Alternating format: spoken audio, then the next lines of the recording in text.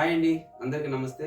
General గా హాస్టల్లో ఉన్న పిల్లలకి గజ్జి, తామర లాంటి అంటువ్యాధులు వస్తూ ఉంటాయి. ఎందుకంటే దీనికి మెయిన్ రీజన్ ఒకే రూమ్ లో ఎక్కువ మంది పిల్లలు ఉండడం వల్ల ఈ డిసీజ్ అనేది చాలా స్పీడ్ గా స్ప్రెడ్ అవుతుంది అనమాట.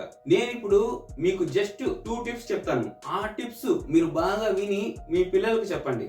ఈ టిప్స్ ని వాళ్ళు పర్ఫెక్ట్ గా ఫాలో అవ్వగలిగితే ఈ అంటువ్యాధుల బారి నుండి వాళ్ళని మనం ఈజీగా రక్షించుకోవచ్చు. First tip, avoid sharing. అంటే వస్తువులను పంచుకోకూడదు. టవల్స్, వేసుకునే బట్టలు, ముఖ్యంగా అండర్ వేర్స్. మీలో చాలా మంది అనుకోవచ్చు, అండర్ వేర్స్ ఎందుకు పంచుకుంటారు సార్ అనేసి. యాక్చువల్ గా వీళ్ళు చాలా మంది ఉండడం వలన వాష్ చేసి ఒకే ప్లేస్ లో డ్రై కోసం ఆరేసినప్పుడు ఒకే కలర్ ఉంటే మేబీ చేంజ్ అవ్వచ్చు. కాబట్టి పిల్లలకు మీరు ముందే చెప్పాలి, మీ బట్టల్ని మీరు సేఫ్ గా ఒకే చోట ఆరేసుకోండి, తీసుకునేటప్పుడు కూడా చూసి తీసుకోండి అని చెప్పేసి. నెక్స్ట్, బెడ్షీట్స్ అండ్ బ్లాంకెట్స్, ఇంకా పిల్లోస్. ఇవి ఎలా జరుగుతుందంటే ఒకే రూమ్ లో ఉండడం వలన పిల్లలకు తెలియదు కదా, వాళ్ళు సరదాగా ఒకరి బెడ్ మీద ఒకరు కూర్చోవడం, పనుకోవడం ఇలా చేస్తూ ఉంటారు అనమాట. దీని వల్ల ఏమవుతుందంటే ఆ రూమ్ లో ఏ ఒక్కరికి ప్రాబ్లం ఉన్నా, అతని బెడ్ మీద వేరే వాళ్ళు కూర్చున్నా పనుకున్నా ఆరోగ్యంగా ఉన్న పిల్లవాడికి కూడా ఆ వ్యాధి సోకడానికి ఛాన్స్ ఉంటుంది.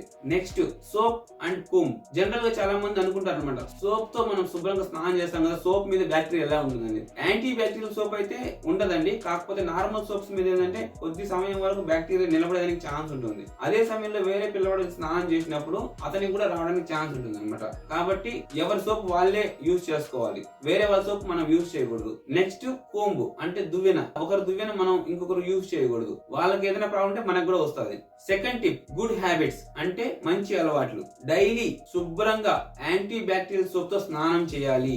రోజు ఉతికిన బట్టలు వేసుకోవాలి, ముఖ్యంగా అండర్ వేర్స్ రోజు చేంజ్ చేసుకోవాలి. తడిగా ఉన్న బట్టలు యూజ్ చేయకూడదు.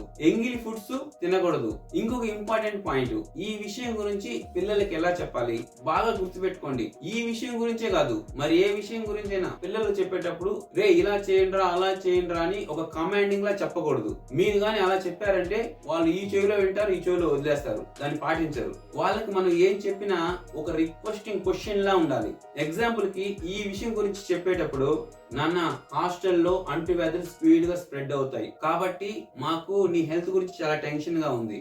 మేము ఇప్పుడు నీకు కొన్ని టిప్స్ చెప్తాం, అవి నువ్వు ఫాలో అవ్వగలిగితే చాలా ఈజీగా ఈ అంటువ్యాధుల బారి నుండి నిన్ను నువ్వు రక్షించుకోవచ్చు. నువ్వు ఈ టిప్స్ ఫాలో అవ్వగలవా? ఇలా మీరు వాళ్ళకి ఒక రిక్వెస్టింగ్ గా చెప్పగలిగితే వాళ్ళు మీరు ఏం చెప్పినా చేస్తారు, పర్ఫెక్ట్ గా ఫాలో అవుతారు. ఓకే అండి, వీడియో నచ్చితే లైక్ చేయండి, అలాగే మన ఛానల్ సబ్స్క్రైబ్ చేసుకోండి. Thank you very much. జై హింద్.